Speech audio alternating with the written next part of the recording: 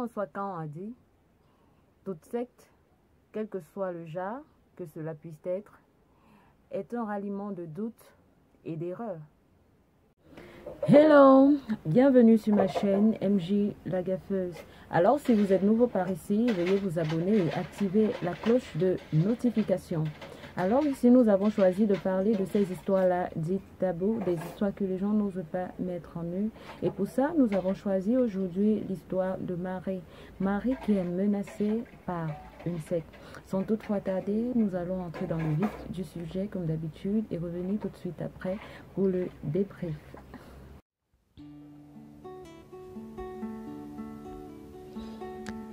Marie.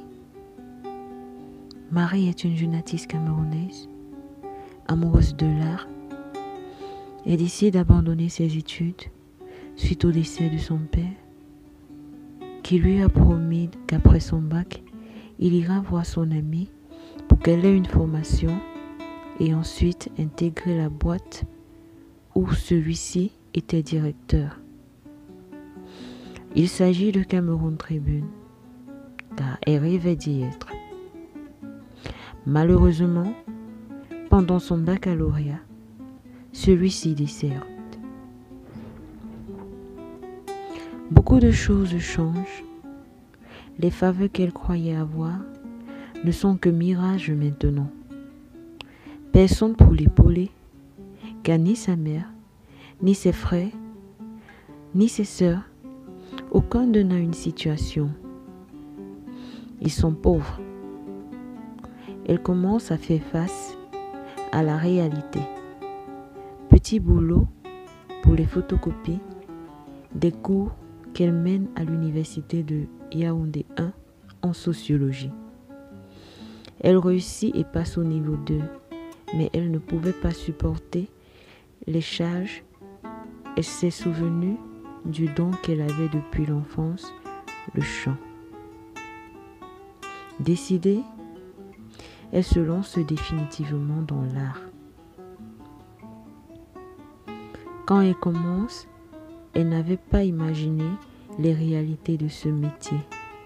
Elle a fait face à certains abus, l'abandon du premier groupe où elle était parce qu'elle était trop vraie, et son deuxième groupe aussi. 1 an plus tard, rien n'avançait. Étant d'une famille chrétienne, elle prie à Dieu. Elle voulait prendre du recul.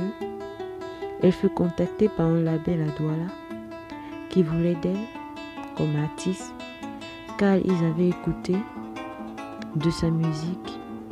Ils ont tellement aimé sa polyvalence. Elle dit Dieu a entendu ses prières. Elle chantait, elle rappait, écrivait.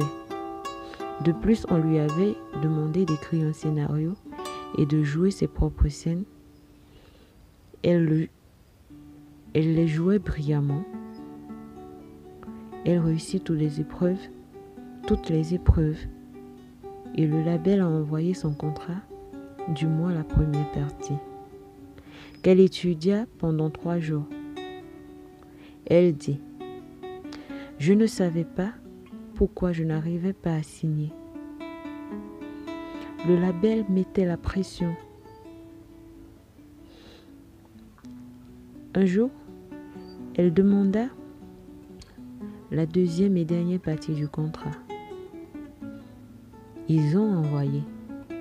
Comme elle tardait, un soir, le directeur artistique l'appelle et commence à lui faire des propositions alléchantes comme quoi, si elle signe, elle aura un appartement qu'on lui offrirait, une voiture pour ses courses, du shopping à volonté, des sommes colossales chaque mois. Elle lui demande pourquoi c'est lui qui appelle alors qu'elle a un manager. Il dit qu'il a l'impression que le manager à Marie n'est pas efficace. Alors il prend les choses en main. Elle lui dit, je signerai à mon temps. Lui, en parlant de temps, vous en avez pas beaucoup. La vie est très courte et je vous propose même un par un. Elle, mais pourquoi un par un? Alors que j'ai un manager. Lui, voici sa photo. Elle, attendez un instant, je vous fais un appel normal. Lui, d'accord, je vous envoie quelques propositions que vous lirez après. La photo qu'il lui avait envoyée était celle d'une personnalité ivoirienne que je préfère taire le nom. Elle n'en revenait pas, vu que son ami et ses frères étaient présents. Elle appela Aimé le haut-parleur car elle venait de lire les messages que celui-ci lui avait envoyés.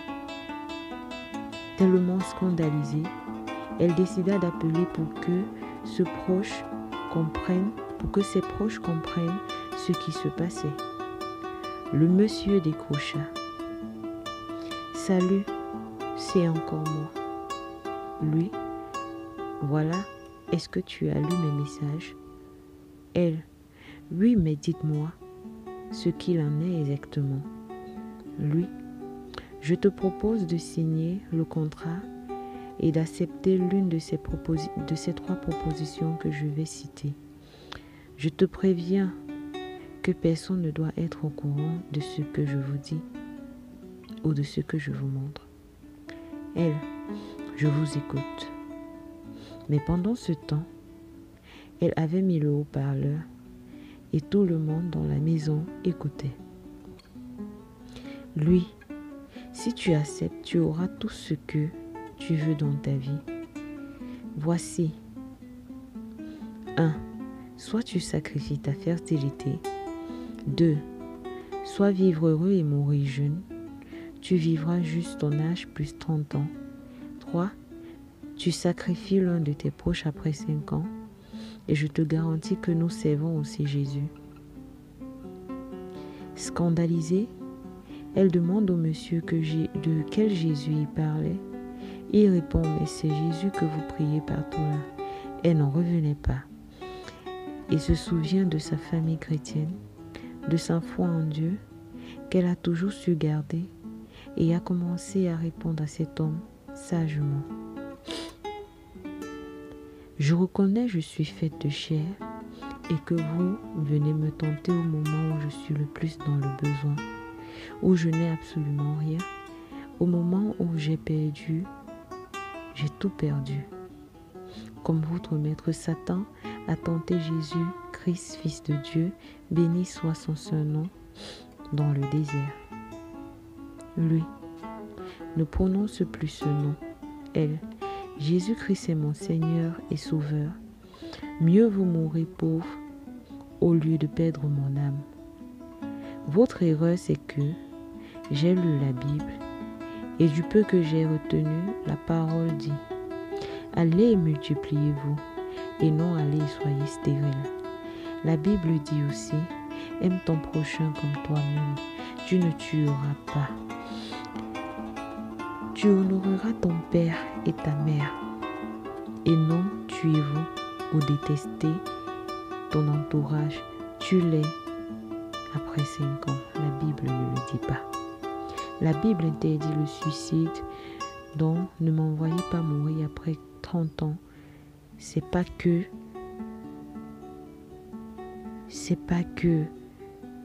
et c'est pas sûr que je vais même atteindre cet âge. Tout ça pour être riche. Je dis non merci, vous êtes un agent du diable. Lui, non, tu te trompes. Tu ne lis pas la vraie Bible. Je peux te donner la vraie. Elle, non monsieur, ce que vous dites me suffit. Lui, je vous avertis, ne montrez notre conversation à personne, sinon vous mourrez. Elle, je connais le Dieu que je sers, et vous ne pourrez me tuer. Au nom de Jésus-Christ, Fils de Dieu, essayez et vous mourrez vous-même. Mon décès viendra de Dieu et non de vous. Elle raccrocha. Dès lors, Marie jura de réussir dans la vie et même dans le show business avec Dieu et non le diable. Car pour elle, tout est possible, mais seule la volonté de Dieu est meilleure.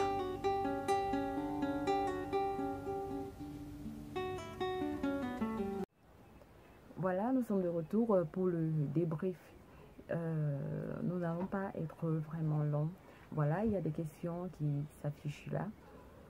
Et voilà, je vais donner mon point de vue et vous pourrez vous-même intervenir en commentaire là sur YouTube ou bien sur StoryMG, Facebook ou bien WhatsApp pour tous ceux qui sont déjà là et pour tous ceux qui veulent aussi intégrer. Vous pourrez me laisser vos numéros en commentaire ou bien me rejoindre sur Facebook ou bien sur Messenger. Voilà, vous connaissez déjà mes adresses, Marie MG Sayom sur Messenger et Instagram, je réponds à Marie Sayom. Donc, je vous dis déjà merci pour tous ceux qui sont abonnés et qui interviennent afin de donner des réponses à tous ceux qui ont vécu ces histoires que j'ai déjà relayées ici. Donc, voilà, mon point de vue par rapport à cette histoire, c'est que pour moi, elle ne devrait pas intégrer la secte. Pour moi, elle a fait le bon choix de refuser ces choses-là parce que ça finit toujours mal.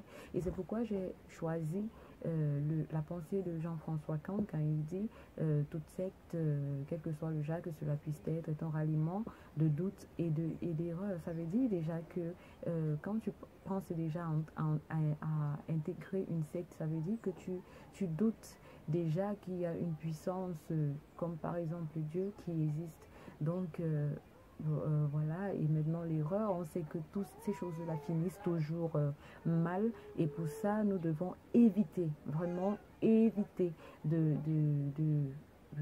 d'intégrer ce genre de choses parce que la fin est toujours vraiment désastreuse, la fin est toujours dangereuse, la fin vraiment, moi je pense que Marie a fait le bon choix et pour vous, vous pourrez donner vos avis en commentaire et ou bien dans les différentes plateformes de StoryMG.